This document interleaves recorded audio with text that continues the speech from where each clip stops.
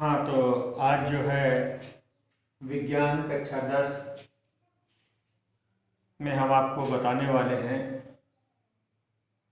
हमारे दैनिक जीवन में ऑक्सीकरण का क्या प्रभाव पड़ता है।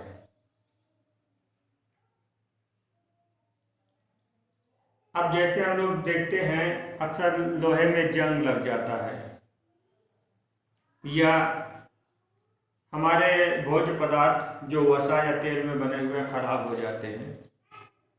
वास्तव में ये ऑक्सीकरण की वजह से होता है।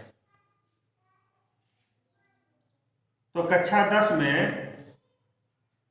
ऑक्सीकरण का हमारे जीवन में क्या प्रभाव है, इस पर दो टॉपिक रखे गए हैं। एक तो है संक्षारक।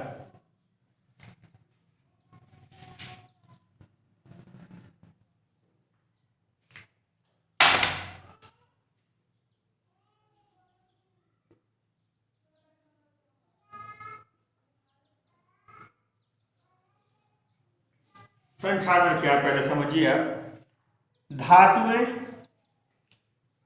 वायु या नमी के संपर्क में आने पर धीरे धीरे परत दर परत नष्ट होने लगती हैं। इस क्रिया को संक्षारण कहते हैं। काफी मात्रा में हमारे लोहे के बने हुए सामान जो हैं संक्षारण की वजह से खराब होते हैं। आपने देखा होगा कि जितने आपके यहाँ कूलर वगैरह होते हैं जो लोहे की बॉडी जिनकी है, आपको साल 2 साल में उसको पेंट कराना पड़ता है या तो फिर नहीं जंग लग करके वो खराब हो जाते हैं। तो वास्तव में यह है क्या कि लोहा जो है वायु के नमी से या वायु में उपस्थित ऑक्सीजन से क्रिया करके ऑक्साइड में बदल जाता है और ये जो है धीरे धीरे परत दर परत नष्ट होता चला जाता है। इसको संक्षारण कहते हैं। आप इसको समीकरण में देखिए, आयरन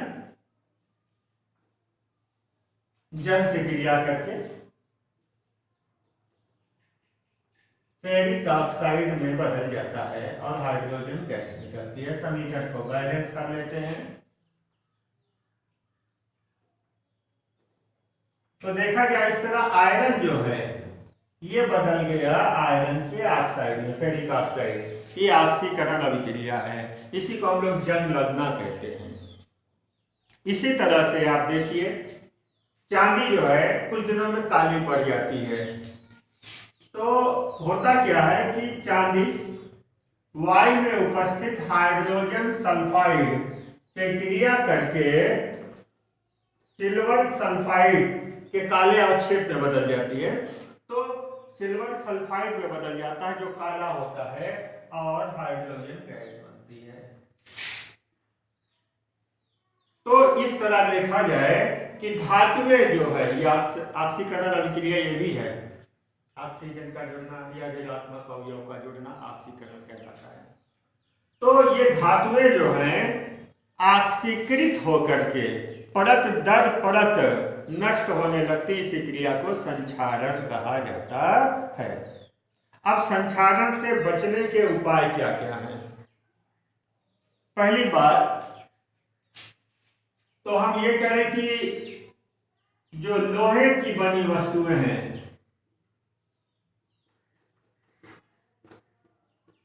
लोहे की वस्तु पर तेल,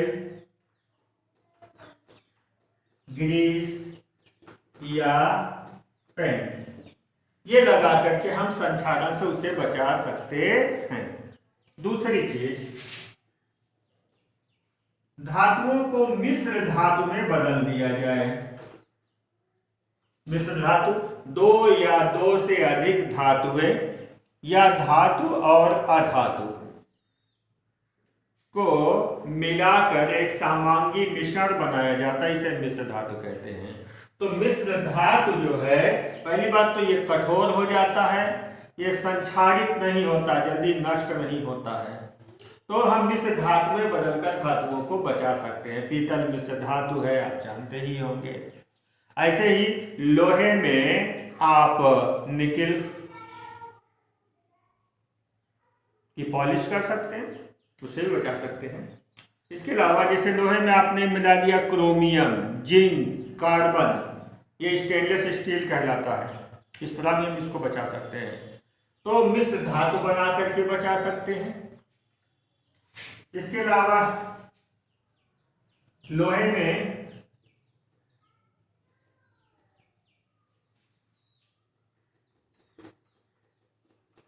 क्रोमियम या निकेल या जिंक की परत चढ़ा दें, इसके ऊपर इसकी परत चढ़ा दें, तब भी बचा सकते हैं। तो मिश्र धातु बना करके, लोहे का आप मिश्र धातु में होंगे, कार्बन के साथ मिलाकर बनाया जाता है स्टेनलेस स्टील। तो इस तरह से हम तेल, ग्रीस या पेंट करके या एक धातु का दूसरे धातु का लेपन या परत चढ़ाकर, जैसे एक धातु पर दूसरे धातु का परत चढ़ा दिया जाता है। अक्सर देखा होगा आपने, लोहे के ऊपर जो है एल्यूमिनियम की पॉलिश कर दी जाती है या जिंक की परत चढ़ा दी जाती है। इसको विद्युत लेपन भी कहा जाता है कि विद्युत तरीके से भी किया जाता है, उसे आपको विद्युत लेपन कहा जाता है। कुछ में डायरेक्ट जो है घोल कर किया जाता है। तो इस तरह से हम धातुओं को बचा सकते हैं। तेल या ग्रीस लगाकर, मिश्र धातु बनाकर, उस पर दूसरी धातुओं की परत चढ़ा करके, इस तरह से हम धातुओं के संक्षारण से बच सकते हैं। दूसरा तरीका, अभी हम आप बता रहे थे कि ऑक्सीकरण से क्या क्या नुकसान होते हैं। तो वह संक्षारण, जिसमें हमारी धातुएं जो है ऑक्साइड में बदल करके नष्ट हो जाती हैं या ऑक्सीकृत होकर के नष्ट हो जाती है। दूसरा होता है विकृत गंधिता।